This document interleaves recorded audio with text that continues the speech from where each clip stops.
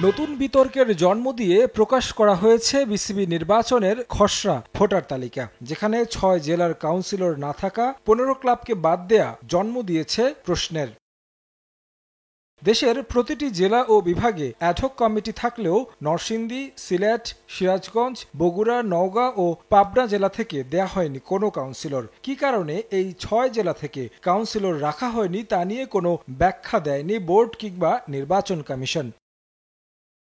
BCB নির্বাচন ঘিরে অন্যতম সবচেয়ে আলোচিত বিষয় ১৫ ক্লাবের ভাগ্য, যাদের নিয়ে তদন্ত করছে দুর্নীতি দমন কমিশন। এই ক্লাবগুলো ভোটার হতে পারবে কিনা বিষয়টি নিয়ে ২০ সেপ্টেম্বর সভা করে বোর্ড পরিচালকরা, যেখানে পরিচালকরা সম্মতি দেন তাদের কাউন্সিলর হিসেবে রাখার ব্যাপারে। আর নির্বাচন কমিশনও এই ব্যাপারে সিদ্ধান্ত ছেড়ে দিয়েছিল বোর্ডের হাতেই। কিন্তু তারপরও কেন এই ১৫ ক্লাবকে কাউন্সিলর তালিকা থেকে বাদ দেয়া হলো তার নেই কোনো সঠিক ব্যাখ্যা।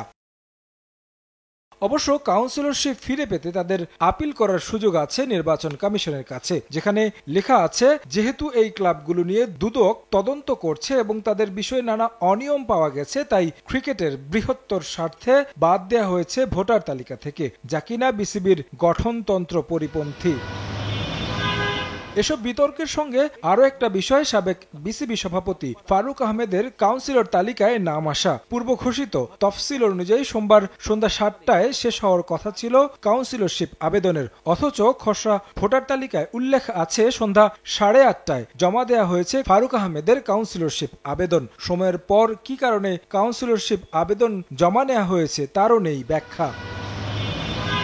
১৭৭ জন ভোটার হওয়ার কথা থাকলেও ৬ জেলা থেকে কাউন্সিলর আবেদন জমা না পড়ায় এবারের নির্বাচনে ভোট দিতে পারবেন ১৭১ কাউন্সিলর। তবে যারা বাদ পড়েছেন তারা আপিল করতে পারবেন নির্বাচন কমিশন বরাবর। জানা গেছে ১৫ ক্লাবকে বাদ দেয়ায় আবারও আদালতে যাবেন ক্লাব কর্তারা। তারেক হাসান শিমুল, সময় সংবাদ, ঢাকা।